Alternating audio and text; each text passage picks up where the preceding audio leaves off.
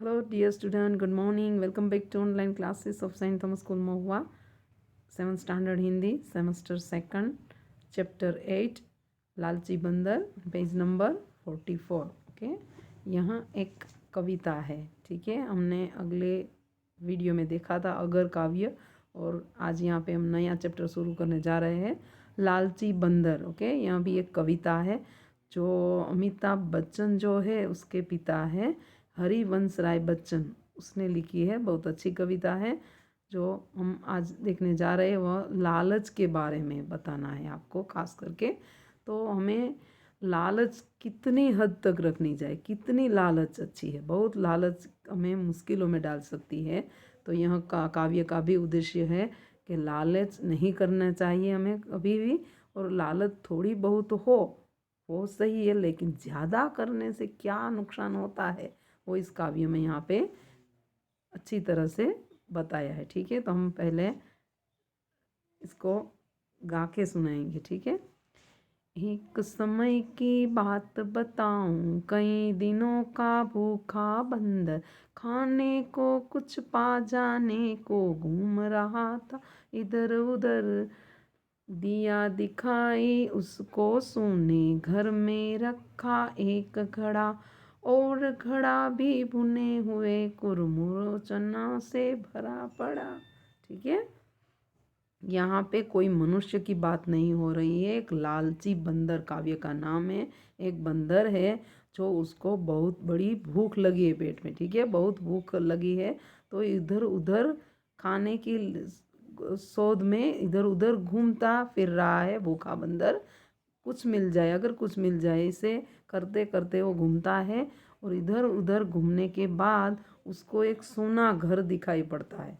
सूना मीन्स घर में कोई नहीं होना, अथवा तो उसको बोलते हैं कि उस जगह पर कोई नहीं होता, उसको सूना बोलते हैं. वहाँ पे एक घड़ा रखा हुआ है. घड़ा मीन्स आप बोलते हो इंग्लिश में पॉट, उसको पॉट बोलते हैं ना, घड़ा.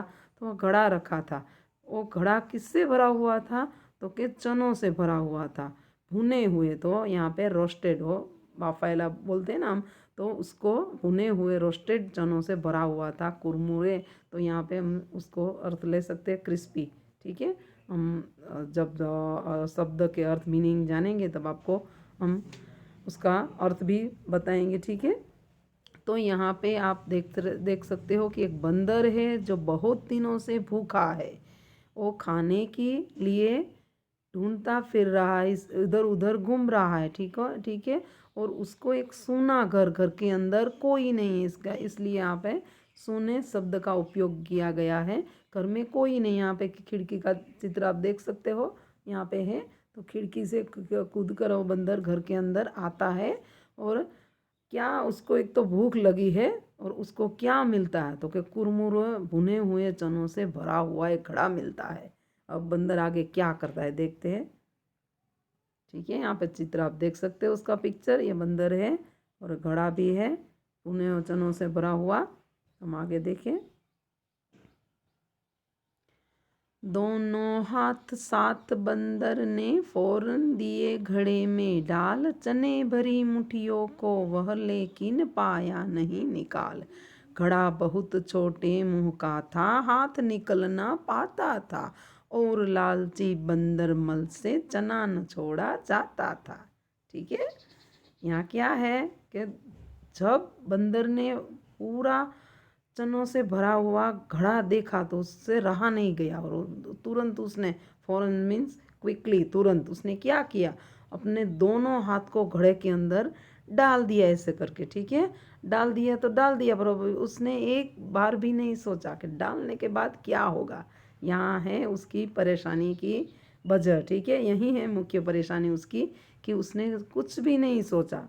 देखिए, यहाँ पे आप जान सकते हो कि हमें कुछ भी काम करने से पहले 2 मिनट सोच लेना चाहिए कि हम क्या कर रहे हैं, सही है या गलत है. इसकी सोच हमको रखनी ही चाहिए, ताकि हम कई सारी गलतियों से बचे, कई सारी परेशानियां हम खड़ी नहीं कर सकते, और हमें नुकसान भी नहीं होता. ठीक है, तो इस बंदर ने कुछ भी न सोचते हुए उसने क्या किया कि अपने दोनों हाथ घड़े के अंदर डाल दिए.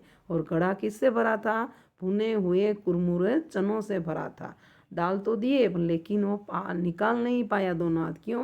कि उसके घड़ा का जो मुंह था वो बहुत छोटा था, इसलिए अंदर हाथ तो चले गए, पर अंदर जाने के बाद उसने क्या किया तो कि उसने लालची बंदर ने दोनों मुट्ठी चनों से भर ली ऐसे, और बंदर मुंह घड़े के अंदर डाल दिए ऐसे। तो लालच उसके मन में था क्या कि दोनों मुट्ठी निकल जाए तो मैं खा लूँ, बहुत भूखा था इसलिए। दोनों मुट्ठियाँ घड़े के अंदर है, अब वो निकल नहीं पाता, लेकिन वो क्या एक तरीका है जो निकल पाता, तो हम आगे देख ले।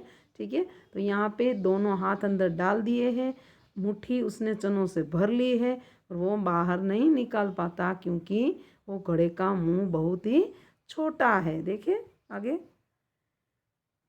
फिर कोशिश करते करते बहुत लग गई उसको देर, बस आ पहुँचे डंडा लेकर घर के मालिक राम सुमेर। अब खुद सोच तुम ही सकते हो बंदर पर जो कुछ बीती, बच्चों तुम यह बतलाओ बंदर ने की क्या गलती। ठीक है, इतना वो कोशिश कर रहा है कि निकाल लूँ मैं दोनों हाथ और अपनी भूख मिटा लूँ। ठीक है, वो कोशिश करते करते उसको देर लग जाती है, काफ़ी समय बीत जाता है, और क्या होता है तो उसका मालिक है जिसका नाम क्या है, राम सुमेर उसका नाम है, वो क्या करता है डंडा लेके आ पहुंचता है इसको तो कि बंदर को मारने के लिए। ठीक है, मालिक आ पहुंचता है। अब ये जो हरिवंश राय बच्चन है काव्य के लेखक, वो हमें कह रहे हैं बच्चों को, टीचर को भी, कि बच्चों को बोलो कि अब तुम क्या कर सकते हो, तुम क्या सोच सकते हो कि बंदर को क्या करना चाहिए। ठीक है, ठीक है, तो हमें क्या करना चाहिए आप बताओ। तो वो क्या करना था कि उसको एक मुट्ठी जो थी वो खाने की छोड़ देनी थी, इसलिए वो एक हाथ निकाल लेता और दूसरी मुट्ठी चनों से भरी हुई निकाल पाता, तो अपनी एक मुट्ठी से भी वो अपनी भूख मिटा सकता था, थोड़ी बहुत भूख मिटा सकता था। पर दोनों मुट्ठियाँ ऐसे उसने कस के चनों से भर रखी थी, इसने निकाल नहीं पा रहा था। ठीक है, तो हमें इसने एक छोड़ दी होती तो दूसरी एक निकाल देता, हाथ खाली हाथ, तो दूसरी चनों से भरी हुई मुट्ठी वो निकाल लेता।